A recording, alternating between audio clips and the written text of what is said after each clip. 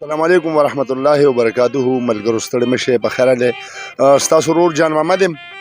امید لرم چې ښاد او آباد او بریالي به د یو نوي پروګرام سره زه تاسو ته مخاطب شویم چې زما خواله قیوم جان قیوم صاحب راغلی او احمد سیال صاحب راغلی دی. د دې نه به ښه مزېدار کلامونه اورو، تاسو سره به یې شیر کوو هم او خوندونه به ترې هم هلې. راځئ چې قیوم صاحب وورو.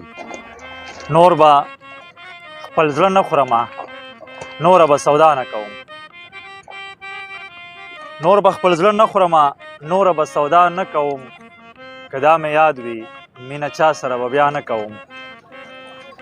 زما چې یو ساعت بغیر له تا نه تېرېدو، زما چې یو ساعت بغیر له تا نه تېرېدو، ساجیبه نه ده چې تزې او جړا نه کوم. نور به حجره د خان ونه ساتمه جون به کوم. نور به حجره د خان ونه ساتمه جون به کوم. نور به خوښه زندگی زه د ملا نه کوم. ما له دې ټول عمر د زړه د درد خواږه راکړي، ما له دې ټول عمر د زړه د درد خواږه راکړي. جانانه څنګه به ستا ته زه دعا نه کوم. ما له دې ټول عمر د زړه د درد خواږه راکړي. جانانه څنګه به ستا ته زه دعا نه کوم. د خان بچیا زه غریب به یم خودداره هم یم. د خان بچیا زه غریب به یم خودداره هم یم. که ته مالداره یې نو زه دې هم پروا نه کوم. نن چې په خپلو کړو پیمانه شوه نو دا یې ویل، نن چې په خپلو کړو پیمانه شوه نو دا یې ویل، قیومه دا غلطي مې ماف کا بیا به دا نه کوم. د صدر صاحب ډېره مننه چې دا خپل چینل په وساطت تاسو سره مخاطب کړم. ما سره ډېر ښه ملګری ښه لیکوال احمد جان سیال صاحب ولاړ دی.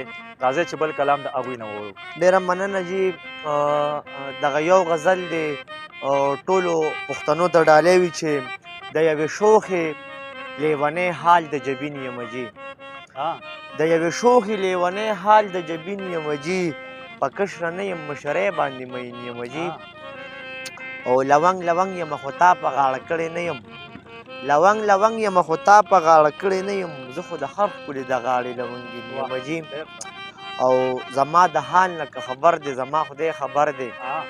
زما د حال نه که خبر دی زما خدای خبر دی. چې سوي سکور ستا د هجران په آتشین یم جي. او شعر دی چې رچا نه یم خوښ ښه خلک ترې دومره ووري. چې رچا نه یم خوښ ښه خلک ترې دومره ووري. که په چا نه یم آبی ته خو نیازبین یم جي. او که یو صحت له مې اشنا چېرته راپېښه وکړه، که یو صحت له مې اشنا چېرته راپېښه وکړه، واپس به لاړ نو زه دا رنګه شیرین یم جي. او اخري شعر دی چې سیال دی په شین خالو په سرو شونډو څه داسې رنګ دی. سیال دی په شین خالو په سرو شونډو څه داسې رنګ دی. لکه بیخي د بوډۍ ټال په شان رنګین یم جي. ډېره مننه.